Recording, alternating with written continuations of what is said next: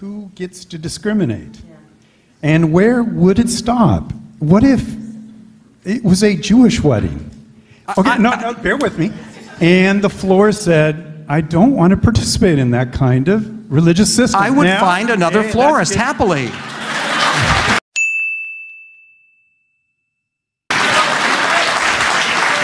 Yeah, okay. But once we set that kind of precedence, where will it end? And I think, you know, with them going out of business. Because everybody will find another florist. That's where it'll end. No, that's all cute. That's all cute.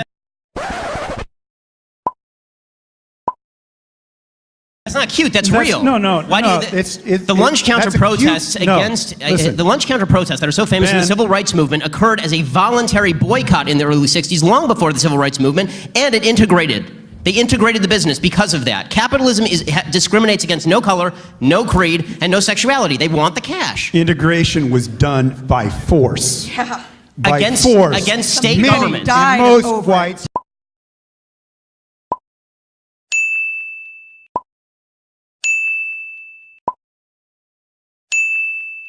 did not want Dude, to you live a blacks. very comfortable life. If you're going to talk about civil rights, so, you know, let's talk about what happened for people trying to get served. Against let's make sure we're hearing against state governments that were compelling segregation. One second, Ben. Let's make sure we're hearing each other. What was it that, Ben, you concluded with? It was Woolworths that was voluntarily. It was state governments. What I was saying there is that state governments were the source of segregation in the first place. People who think that Jim Crow was a voluntary system in which people just decided they wanted to segregate their businesses are incorrect. There were Jim Crow laws on the books. The law in the state of Alabama is that you needed a 7-foot-high wall in your restaurant.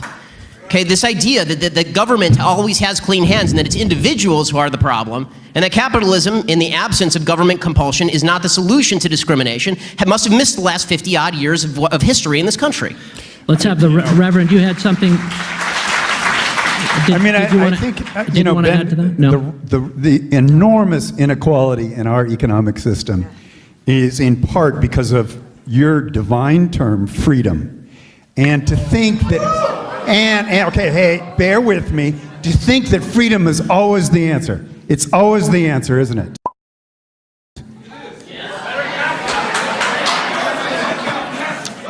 Hold up. I would like to. History, folks. Why do you believe that government compulsion is always the answer? Read history.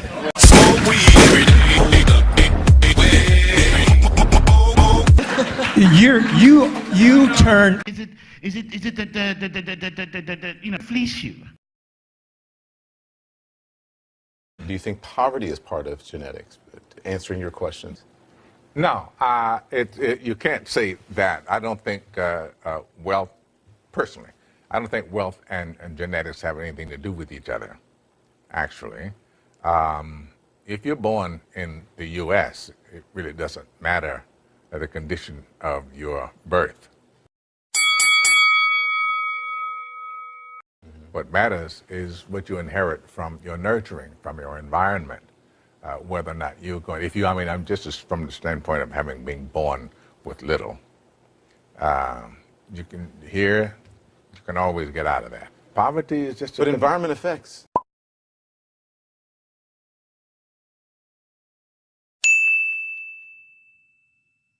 Yeah. Say you're born as one of the untouchables in India. There you are. And if you're born into the super rich, there you are. Here, you can be born to the super rich, but 3-4 generations down the line, it's gone.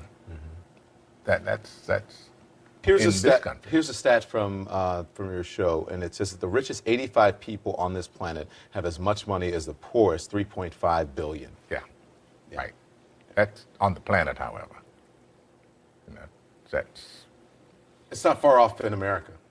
No, it isn't far off in America, but we still here don't abandon the idea that it isn't finite. Yeah. It isn't finite if you were born, where were you born? Me? Yeah. Baton Rouge, Louisiana. Baton Rouge General Hospital. Baton Rouge. There you go. Louisiana. I was born in Memphis, Tennessee. I had a long haul from where I came from to here, but here we are. Right.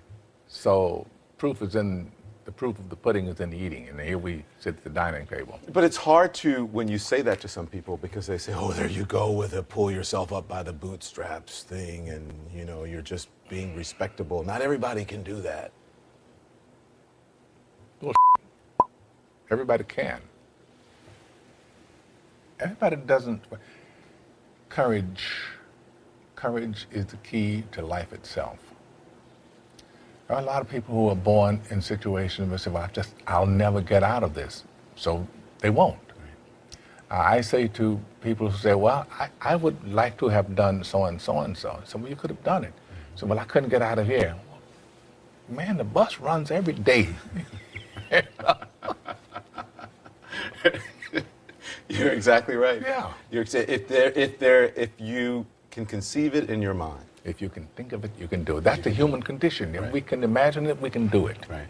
And I think that's the condition of each individual human. Right.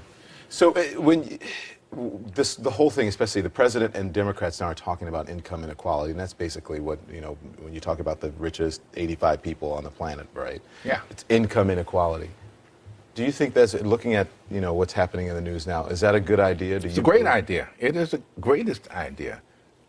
We have a much more vibrant society when we don't have such a vast chasm between the haves and the have-nots. We need that middle ground that we call the middle class, the people who buy everything. And we are going to raise taxes on the middle class. People who use the products that the rich are creating, if they're creating anything other than wealth, right? So it's what's happening with the Chinese economy right now. They're changing their whole outlook because they need consumers. Yeah.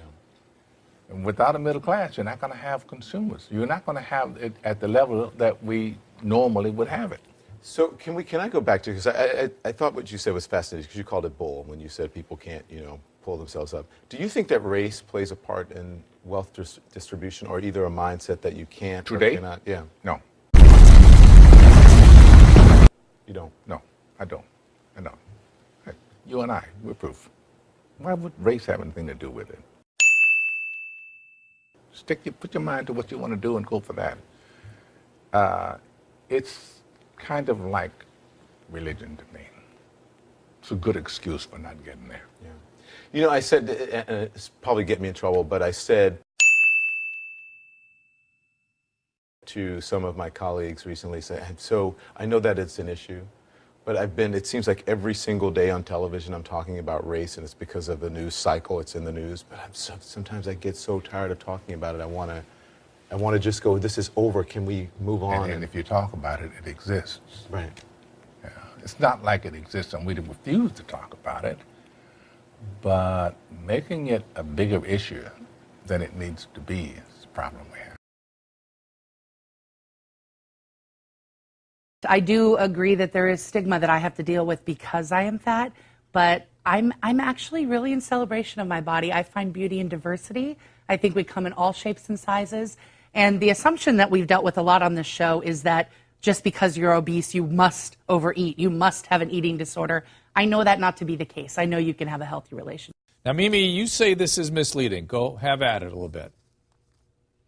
Well, I certainly think that we all want to feel good about ourselves. That's understandable. I don't think people should feel demeaned by their size. And I also couldn't agree more with the message of daily exercise. No matter what size you are, you'll certainly benefit from daily exercise. You can't be healthy without that. But then let's talk about where we disagree. Look, if you want to feel good about yourself, it's impossible to feel good about yourself when you're doing something that's self-destructive. Also, self-destructive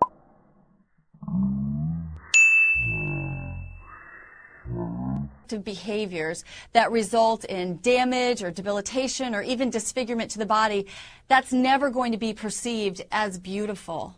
The thing is that I think that the Hayes approach, the health at every size approach, has been documented to work. And it's been documented to work year after year. What do you mean work? What do you mean work? Because a health at every size is a lie. If you starve yourself into damage, that's unhealthy. Or if you eat yourself into damage, that's not healthy. You're making a lot of assumptions. That's just not. Here, that's not true. You're making a lot of assumptions. That's like saying about that. Weight let's being say you were a smoker.